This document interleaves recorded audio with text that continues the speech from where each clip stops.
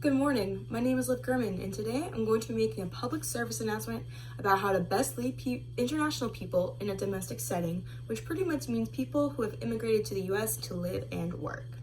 Basically who they are as a population, like I have said, they have originally been born and raised in a country outside of the US with completely different language and culture, different norms, so they're completely uprooting their lives to live here and raise families here and have better opportunities in the US. Usually people born and raised here don't realize how hard they've worked to get to where they are today. They are different because, again, they completely come from a different culture, so it's just a lot of new rules and regulations in the US than what they may be used to. And additionally, when they do live here, they generally have a family here, and their children actually are more well known to actually go higher in the education system for both engineering and the sciences.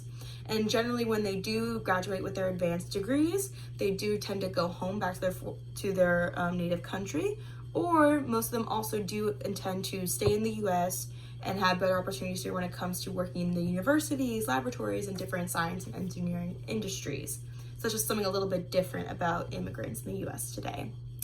Also, just some statistics about actually who are the immigrants in the US. We have about 46% of them reported in 2018 as a single race white, about, I would say, 10% black, 15% as some other race, and we also have 27% Asian and 2% having two or more combined races. But right now also, when it comes to white, we actually do have about 44% in the Latin American community, which is really taking over right now, and it's really interesting. Additionally, you really do tend to find them mainly in the management, business, and science and arts industry that actually take about 33%. That's where they mainly go. Beyond that, they do tend to study in the service industry as well. That's actually 23%. They do 15% in the sales and office industries, 16% when it comes to production, transportation, and material moving. And then the least amount they do is 13% of natural resources, construction, and maintenance. So I feel like in general, there has been actually stereotypes of them like mainly doing construction and everything, but that is clearly not the case today. You do see them, again, more higher up in the management industry, which is very, very interesting. And I have found 5 main skill sets you should use to really work with them and have the best relationship possible.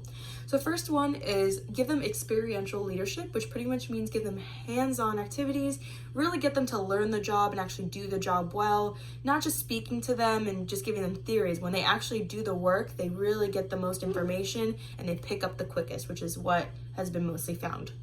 Additionally, you should really have a growth mindset with them, just because, again, they are trying to adjust to an entirely new culture surrounding them. So being able to really learn and grow from their experiences and also having them grow from yours, that's the best way to really learn from each other and help each other figure out what to best talk about and how to really lead them correctly.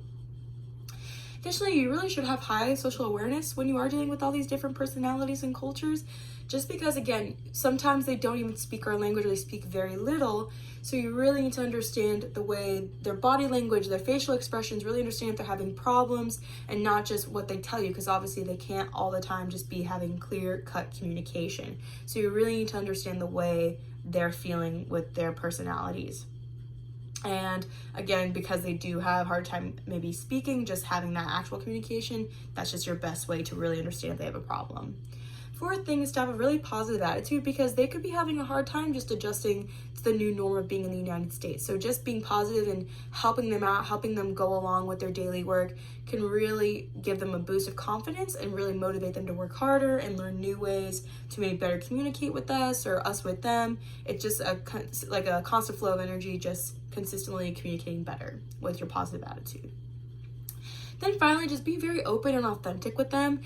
They don't really like when you do hide things, so just be very upfront with them. Just again, to have the clearest cut communication possible with them, because again, they sometimes struggle with like nuances when we speak. Just being very clear and direct will just get you the best results when you do work with them through their transitionary period. And I very much appreciate you for listening to my public service announcement. I will post the links below to where I got some of my statistics that you did hear me speak about. I really appreciate you guys for listening, and you guys have a great day.